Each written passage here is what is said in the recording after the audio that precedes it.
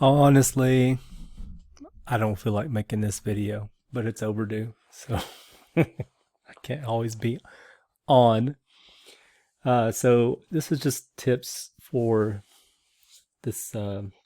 Which lab is it? 6. Wow, we only have one more after this, which I think is database stuff, so that should be fun. If you haven't already, start looking at SQL Server Express to download if you haven't got it installed on your computer. Read up on that lab maybe just to get ahead of it.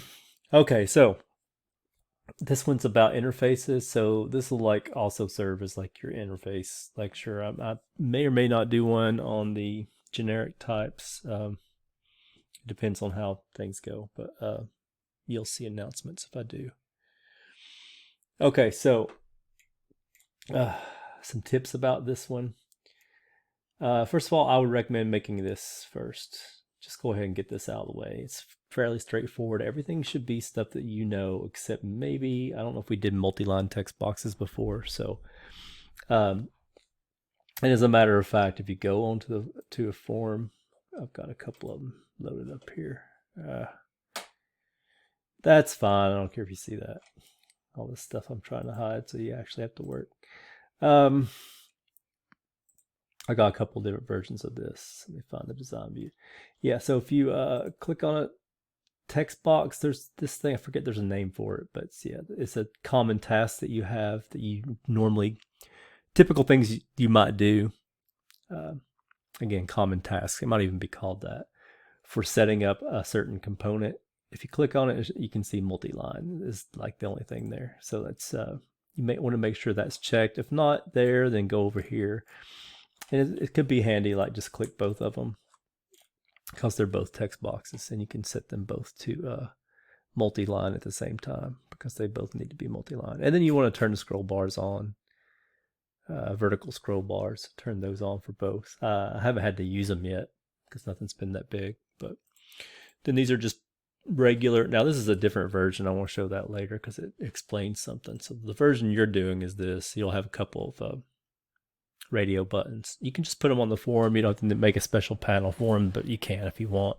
It's probably more formalized to do it that way, but I didn't bother. Then once you got this set up, make sure you name everything. You need to name this label. It says label 2 here, but it's actually got a name. I call it LBL language. It's going to say which, when you run it, it's going to tell whether it's Greek or Latin. Which reminds me, I probably ought to just make that a tag, actually, value, the language value, and get it from the tag of the radio button that's currently checked. But anyway, I think you could do that, right? Let's see. Tag, yeah. Because I don't do it for the ROT 13 thing that I'm going to show you later. But yeah, just set all this stuff up and then do your events. Obviously, get this out of the way. Everybody should know how to do this now. This.close. And as discussed in the forum post, there's a question about this. What should your clear button do? I just make it clear out both boxes. Though, when I run mine, let me show you how mine runs. We'll do Greek first. Pick Greek, because this is what's in the lab. If I click translate, it'll clear out what's already there and replace it. So I recommend doing that too, just so this doesn't get cluttered, because it'll just keep adding if you don't. And I do recommend doing that. Let me show you what I did in my just in my form load. I'll put this big long expression. You can break this up. There's a way to do a line continuation. I can't remember how to do it off the top of my head. Maybe it's a backslash or something, but I just put it all across here because I didn't want to fool with it. It's just, this is the exact text, if I typed it correctly, that's in the lab. So you can compare it to this to make sure you got it right. So when I grade this is what I'm going to do. I'm going to look at the, I'm going to put this, I'm going to copy and paste this in if you haven't got it out there already. I'll just copy and paste this English in and then see if you get the right Greek. And then I'll also do it from the Latin because, of course, I've got mine running so I can check my Latin too. And that's how I'll grade whether you do this accurately or not. So don't hard code it. I can check to see if you hard coded it. I'm going to look at your code too. Obviously, you could just do translate these characters, right? Just make them show up. You don't have to actually translate them, but don't do that. That's not allowed. All right, let me make sure I'm looking at the right one again. Which one is this? Yeah, Pig Latin, Pig Greek. So what you wanna have probably at minimum is this. You'll have an iTranslator, and I'll just show this. This is what your interface looks like. So if you remember from the abstract classes little mini video lecture, I don't know if it's a mini lecture, but the video lecture, I talked about how interface and abstract class are very similar because they both have these things that you kind of declare, but you don't implement. So you notice there's no implementation for this here. All you see is string, translate, and then it has an argument it takes, which is a string. I put to translate there. I've changed it to English in some parts. You might see some inconsistency there. It's the inconsistency there, but it doesn't really matter. Anyway, so this is just saying that if you implement this interface, then whatever class implements this interface must have a method called translate that takes a string as a parameter, as an argument, and returns a string. And the idea here is that you'll get something you want to translate, and then you translate it back. Now, there's two approaches you could take to this. I took this approach, and I'll describe it. It doesn't matter which one you pick, as far as I'm concerned. I think I picked the one that's like semantically less correct, in my opinion. I did it sort of like, it's not wrong, but I think it would be better if I did it a slightly different way, but I'm not going to reinvent the wheel at this point, but you can if you want. So what I do in mine, and you're perfectly allowed to do this, is in the front end side, in the form side, I break this text box string. This is a string. The text box txt english.text is a string. I break it up using split, and I'll show you how to do that. I break it up using split into an array of strings, and then I send each one of those. Basically, I send each word one at a time. The long and short of it is I send, when you click translate, it'll go through in a loop, and it'll send each one of these words one at a time to the translator class, and it will return each word one at a time. I think it would be a little bit more elegant actually if you sent the whole string to the translator, and the translator split it up and translated each word. And what it would do is it would build the answer string, the translation string, as it goes in kind of a loop, and then at the end it would return the thing that it built, right? It's kind of a concatenation every time in a loop. You would translate the first word, then concatenate it to the output string, right? And then so on until you're finished translating every word, and then you would return the whole output translated string. With this interface, the contract is that you give it a string and it gives you a string back. It doesn't say how much of a string or what that string is or what it represents. In my case, I'm doing it word by word. You give it a word, it gives you a word back. You give it the next word, it gives you the next word back, and so on. Every time you call translate, you give it a word and it gives you a word back. As opposed to what I was saying, what might be cooler if you want to do it that way, you don't have to, would be to send this could be like a whole book, and then you return the whole book back. There's a limit to how many characters you can have a string in C#, but you get the idea. You could definitely have like a paragraph. You send a whole paragraph, and then it shows you, and then it returns a whole paragraph as a string that's translated. Either way you want to do it's fine with me. Again, I think it would be a little bit more of the class actually doing the translation than the form sort of helping do the translation, in my opinion, if you did it that way. But you can do it the way I did it if you want, which is fine. So on the click, here's what you'll see what mine does. I told you I'd show you how to do this, and I do want to show you.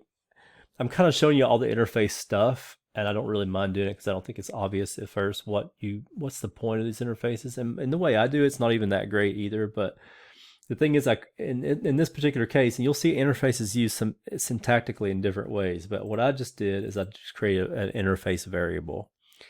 So this variable can be assigned to anything that implements the iTranslator interface. Anything that implements that can be assigned to this variable. Now, this variable can only call, let's show you what I mean, translator dot, the typical object stuff plus the implemented method. That's really all it should ever call. That's the thing that it shares among all. Anything that's an iTranslator will have a translate method. that takes a string and returns a string. So the benefit here is you can create one variable and then you can assign it to different kinds of objects depending on what you want to do, what task you want to do. And it's not really obvious in this particular example what the benefit is. You can see it a little bit. It does save some syntax. You'd have to create different variables of different types in order to do like the different kinds of class, because these are two different classes, right? You'd have to have their variables in order to do this. And honestly, you could do this kind of like a thing with an abstract class too, and I'll show you what I mean by that here in a bit.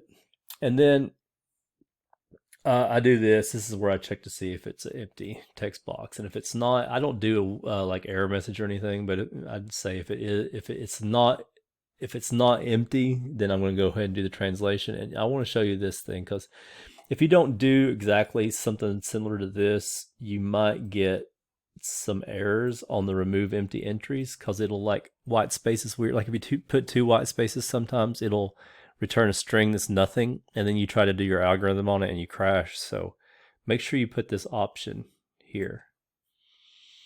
All right, I don't want to show you how to do the whole thing, but like I said, my translate here will one word at a time. It splits it up. I showed you how to split it up right here, and then it does. You can see what it does actually there. I append the spaces in there too, in between each word on the front end side, but you could do it like on the back end side, so that's fine. Then what each one of these does, let me pause and get not too much on the screen. Okay, you can see this much for sure. So this is going to play a part in a little discussion I have later, but you see how these constants, I just went ahead and name these. So in Pig Latin, if the word begins with a vowel, you append way to the end, right? You append way. And if it begins with a consonant, you append a.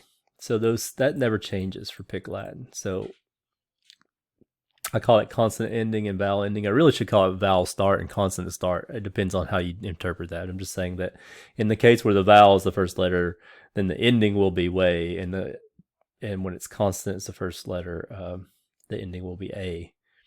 Then I have to do the translate algorithm is going to take the English word and it's going to figure out which case it needs to do on this. And let me pause again because I got hints to show you. So this first part helped me a lot. Now, if you want to use regex, you can do that as well. I just didn't even bother to figure out the regex for this. You should like get good with regex because it can save you a lot of time. I recommend it, but I'm not going to say it. I know there's A through Z in the brackets, but like how to use punctuation. So I just made it easier for myself. One thing I wanted to make sure that this single quote doesn't cause any trouble or whatever, because you got weird punctuation here. So what this string is the allowed characters in a word that is translated.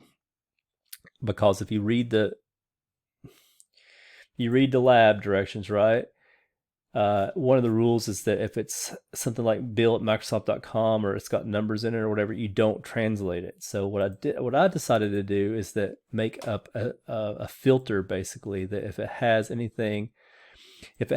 of these characters, what it is actually if all the characters match one of these characters, right? So you look at each character and see if it matches anything in here. And if it doesn't match anything in here, it's not allowed. So this gets rid. So I included all the punctuation that could be possible because your words can have punctuation in them. You have to make a special case for punctuation. Let me just point that out now that since we're talking about it. For example, you see where it says 86. Well, I don't translate that one, but something I do translate. So ik gromatos period, right? That was originally English probably, right? What was the word? Pig. Okay, pig Greek. It's pig Greek. So it's this word. I'm trying to translate back now. So you see how Greek ends in a period? Your translated word has to end in a period. So you have to move that period out past the ending.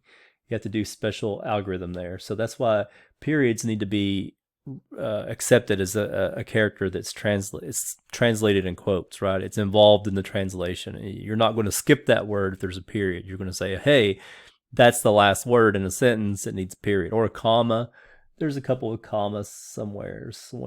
Contractions. See, contractions. If you look down here, there's on traction scomatos, comma. So the comma's in the correct place after the translation. So you have to accept commas in your translation into your algorithm. You don't just skip it. So what I do is I do a little filter and I'm saying if the word contains any symbol that's not in these symbols, then it's rejected, and I will not translate it, and all I do is just return it, and that's what this does. So this is a little lambda expression, or whatever you call it. It's not where what this means is, for a string, English.all means all the characters in it, and then you just make up a character for the parameter. So C symbolizes the character. You're saying for all the characters, if this string contains that character, return English, but negative. So I not the whole thing.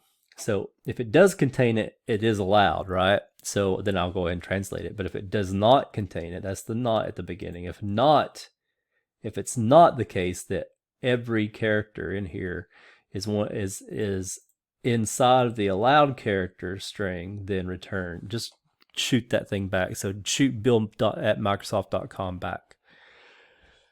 So this is the little trick. You might want to do it the other way around, but this is a little trick. I found this somewhere in my past. Like, flip the thing around. Instead of asking if each character is in a certain set, instead of saying that,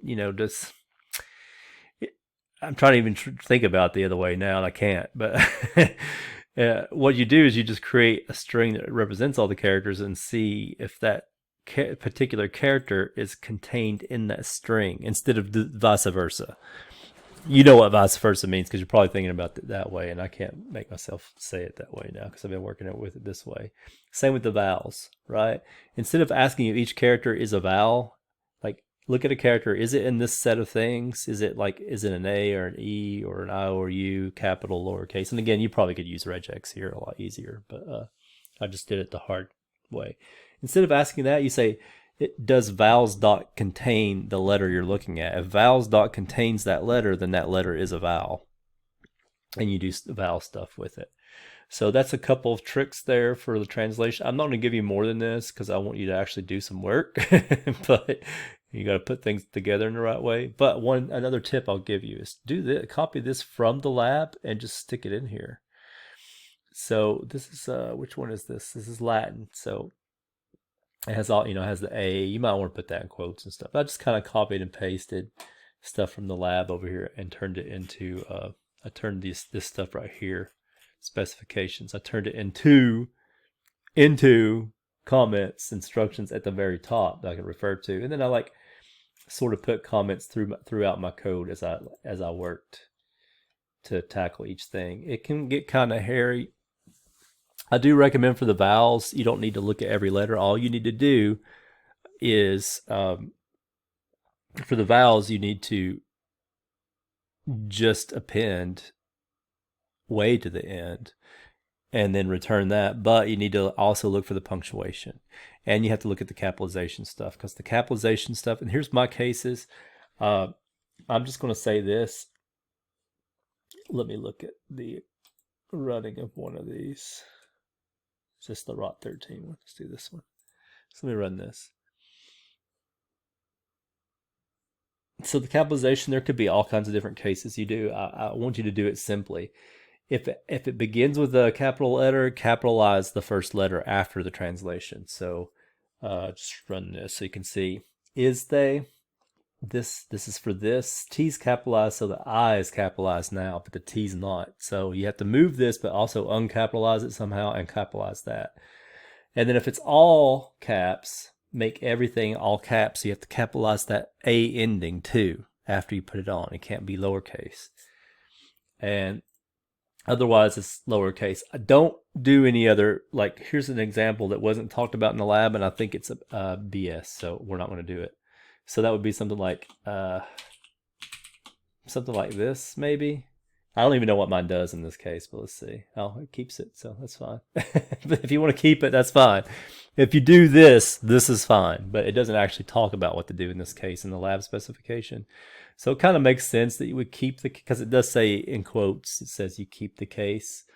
It didn't specify this example though, so it's fine if you do it. It's fine if you don't. Let's see what this one does. Whatever word that is. So you see mine doesn't keep the O capitalized. So when there's 2 in a row, you don't have to worry about it.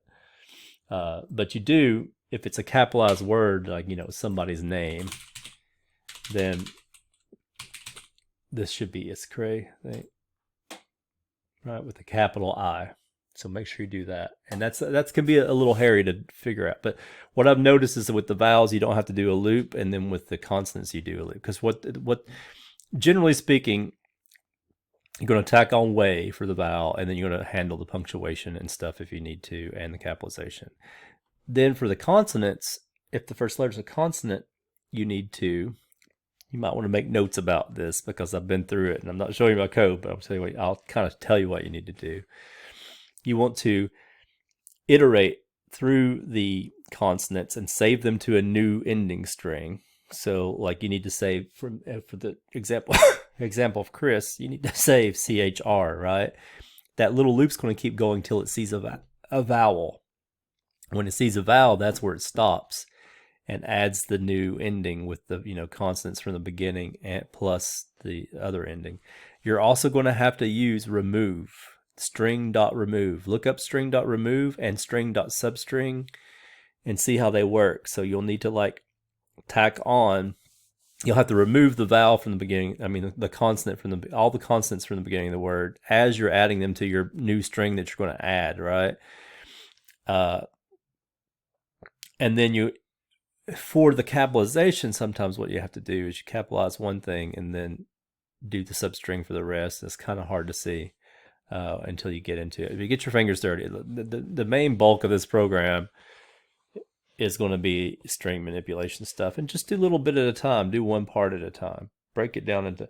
You'll notice that this has one function. This doesn't have to have one function. I really should have made more functions. So the Pig Latin translator, which implements let me show this too, by the way.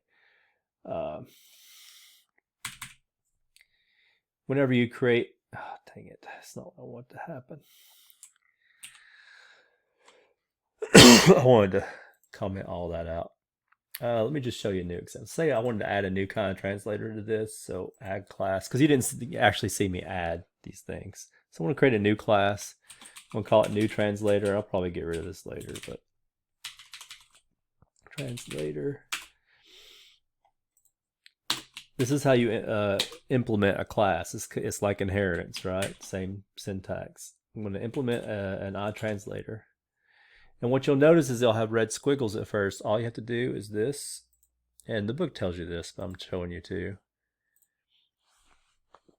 If you look at the squiggles, it says you got this thing that's not implemented that you need to implement. And if you just click on the solution for it that pops up, it'll implement it for you. Except it won't implement it. It'll give you the not implemented exception until you actually implement it. When you do implement it, you need to return a string, obviously, because it's got a string return value. You could translate everything with this translator to, return foo-foo. That could be your translation for everything. Oh, well, here we go. Here's an example. Right? That could be your, I should call this Hodor translator. That could be your implementation. The new, let's do this. Hodor translator. Implements iTranslator, right? And then if you over here, am I going to do this? Let's get rid of all this other stuff and just like down here after the if statements, we'll just do one more assignment. So it's always Hodor every time for this one, kind of like Hodor. It's always Hodor all the time, right? So new, what is it? Translator equals new Hodor. Is it not in my project? There we go. This is the benefit of interfaces, though, kind of like in real time if this works correctly. There we go. You see how I switched that out so quickly? I was able to switch it out so quickly because the algorithm that this depends on is just built in. Like, you're changing as long as I put a translator, something that implements the translation, the iTranslator interface there, which means it has to have a translator string thing implemented, right? I can just stick it in there and it works. I don't have to like reinvent the wheel on the form side. I just say, hey, I need a different translator. As long as it obeys the whole point of interface is they establish a contract that has to be abided by. So I was able just to throw that Hodor translator in right on the fly. So that's the whole point of all this stuff. So we're kind of lost in here in the details. So you see how that worked. I'll leave this in as an example. Anything else I wanted to say about this? Oh yeah, so this stuff, there's I told you about how to, you're just going to have to struggle with the actual algorithm with Pig Latin and Pig Greek. But I do want to show you something I realized, and I was being dumb about this. I do dumb stuff too in this. Let me pause this a second.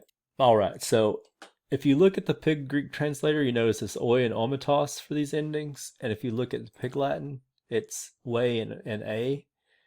And then if you look at the specification, and this all depends on the specification, but if you do look at it, read all this closely and then read this. Use the above conventions. Use the above conventions. Except these two things. Vowel is oi, consonant is omitos. So if you look at this and study it correctly and understand it correctly, you realize something. And this is really the dumb part for me. And I sort of had the inkling of this the whole time I was doing it. And I'll tell you the signs that I knew that I had. This is something that was true, but I didn't like feel like, and you might be this way as students sometimes. You don't feel like chucking what you're doing and like starting back in a cleaner way, even though it's like probably an even easier way. But what you should notice is that the vowel ending and the consonant ending, way and a, these are only two things that are different. What's that tell you? That means the translation's the same for both. So what I noticed I was doing, I did Pig Latin first. Now, I do recommend doing that because you guys are familiar with Pig Latin. And if you understand the Pig Latin, let me just say this. If you get the Pig Latin working correctly, you've got the Greek one correctly. You just substitute in the different endings and it works. So what I was doing is I was almost done with Pig Latin. I'm like, this looks like it works correctly. And like, let me just do the Pig Greek. So what I did is I copied and pasted all the code in here to Pig Greek and just changed this stuff. I actually had these constants in the inside of the method originally. And I was like, oh wait, that's the only thing that's different. And then I'm like, oh, what I need to do is like create subclasses and stuff. So let me show you what I did in the end. So you might notice a bad edit there, but that's because I showed you too much. So I cut back to here. So what I did is I added a new class called Pig Translator. It's not Pig Latin or Pig Greek. It's just any kind of pig. You can create for new languages, like if you had Pig French or Pig Chinese or whatever, you could add them. Chinese might be a little bit hard. If you use the Chinese characters, it might be harder, but you get the idea. Or Pig Finnish or whatever. You could create a new subclass of a Pig Translator. So all Pig Translator classes and subclasses implement iTranslator. So when I added this, what it did is it asked me to implement this. So I said, okay, translate, throw, not an implement exception. And you know what I did? I copied and pasted my Pig Latin translation code into here. And then the vowel ending and the consonant ending are just public properties. So I can set what the endings are for each language when I create a language. And you could, if with a little bit more work, we could make this abstract. Maybe we don't really need to. We just create it to be inherited from. Just trying to think. Abstract class. Yeah, the interface between that and interfaces, I'd have to check on that. But in theory, this could just be an abstract class because you never create a Pig Translator that's not some particular language like Greek or French or whatever, right? So, but I'm not going to do abstract right now. This is good enough as an example. So I created that, and my algorithm for translation in here is exactly the same for all these. So what that means is that my Pig Greek translate, I'll just show you what it looks like. I don't mind showing you this. This is the entirety. This is the entirety of my pig Greek translator. I set the properties in the constructor equal to oi and omitos for those endings. And boom. Because what you'll see is in my code, my implementation for pig translator, it can't be abstract. That cannot be abstract because you actually implement the method in pig translator. So it probably can't be an abstract class. But that's not true, though. You can put implementations in abstract classes.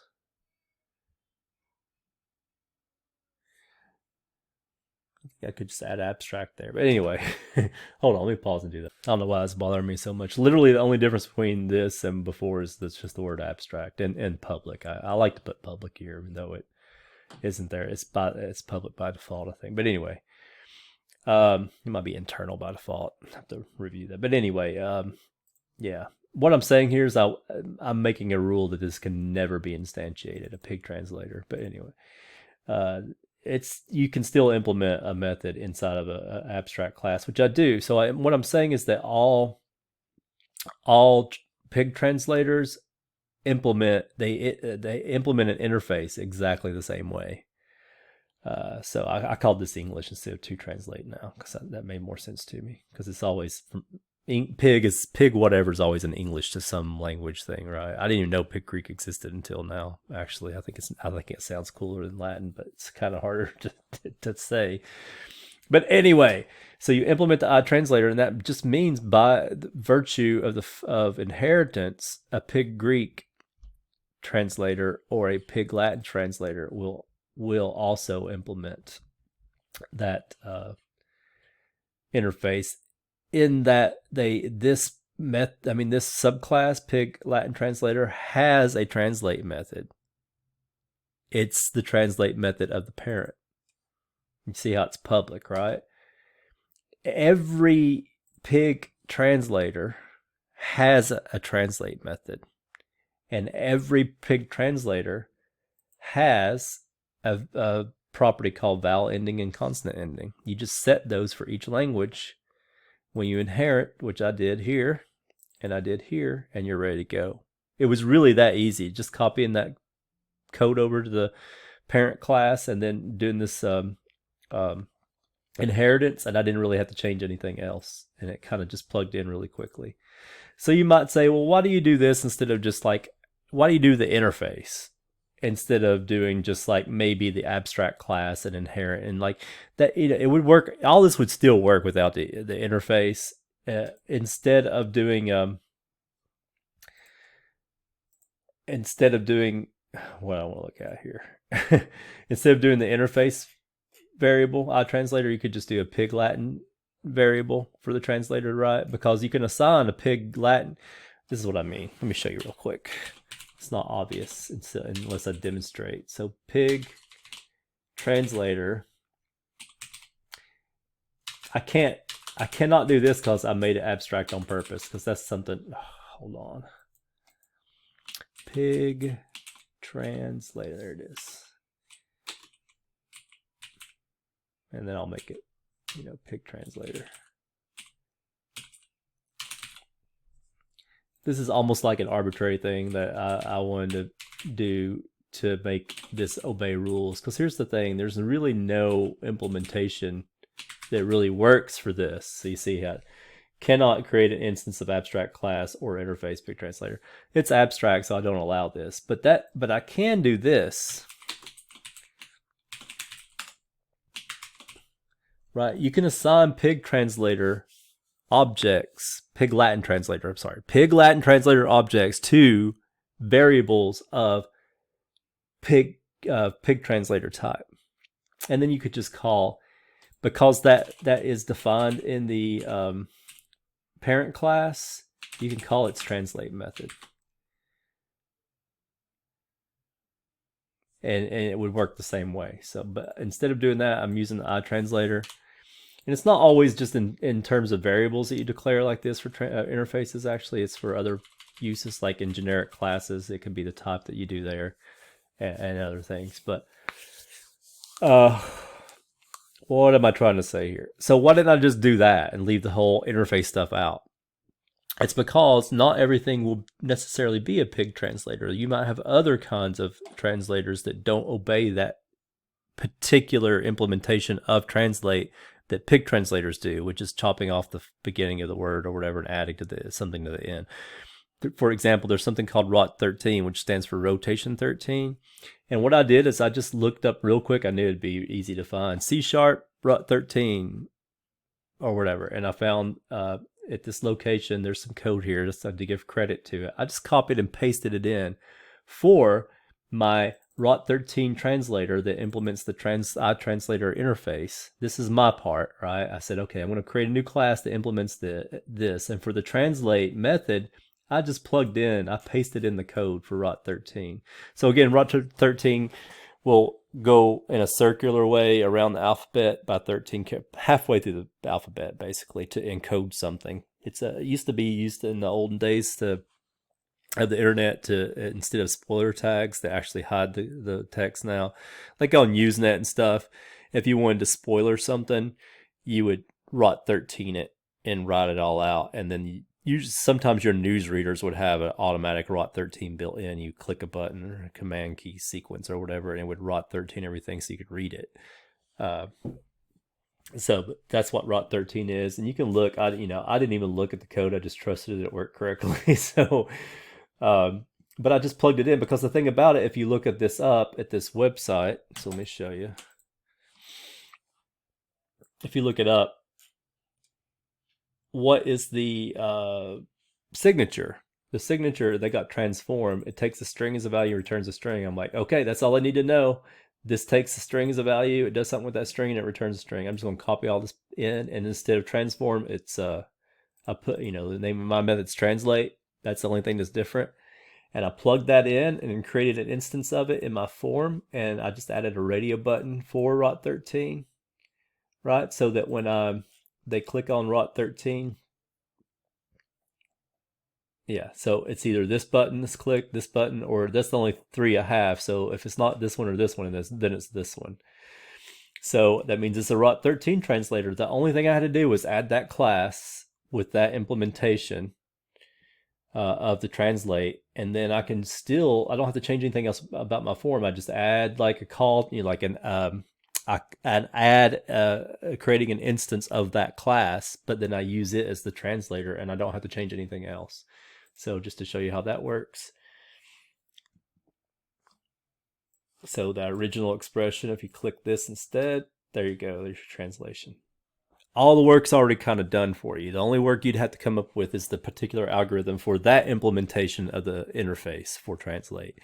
The guts in between the opening curly brace and the closing curly brace of the translate method are different for ROT 13. You'd have to come up with that algorithm.